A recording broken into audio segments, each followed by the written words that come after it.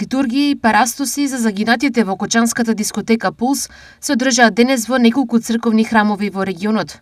Во Кочани одбележувањето на годишнината од трагедијата, најблиските верски го одбележаа во црквата Свети Великомаченик Георгиј Победоносец, каде чиноначествуваше господин Стефан и брегалничкиот митрополит Иларион.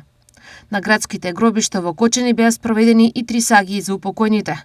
Во Штип, трагичната годишнина од смртта на Петемина беше одржана во соборниот храм Свети Никола и на градските гробишта во Штип. На денот од смртта, 16 март, пред некогашната дискотека Пулс, ќе има настан под наслов Светлина што останува во 2 часот по полноќ, каде присутни ќе бидат најблиските на починатите.